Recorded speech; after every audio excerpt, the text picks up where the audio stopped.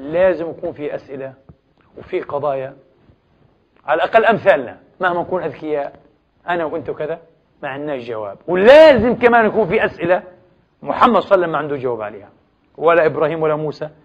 وفي أسئلة حتضل لأبد الآبدين جوابها فقط عند رب العالمين، وهو الوحيد اللي بيعرف الجواب ويطيقه. إحنا لا نطيقه، بشر لا يطيقه للأسف. أنا بقول لك إحنا المجاز الديني، الميتافوريا الدينية هيك والصياغة الدينية بتفهم الناس الأشياء أحيانا في قالب أشبه بالحس كمان.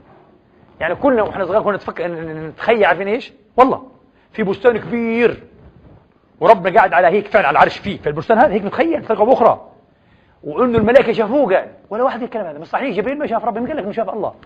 مين قال لك مش مو بس هيك، إنه لا، إنه قاعد وتعالوا وأجوا وألقى فيهم إيه خطاب، كخطاب عادي، كان خطاب ملك في رعيته يعني هيك. هذا تصور طفولي، في حين إنه في علماء كبار مثل محمد عبده مفتي مصر وتلميذه رشيد رضا قال لك القصة هذه كلها لم تحصل كما تفهم أنت هيك، وما الله قال لهم كلام زي هيك. هذا تعبير لغوي عن إيش؟ عن أمور تكوينية حصلت. فهم عميق، ذهب بالقصة إلى أي مستوى إيش؟ أرفع بكثير لسه. محمد عبده ما زي هيك إنه تعالوا إيش رأيكم أنا بدي أصنع واحد مش زي هيك المسألة تمت. لا لا لا لا لا لا، تمت بطريقة تكوينية. حتى هذا الخطاب كل ما كان زي هيك، في أشياء غير متخيلة.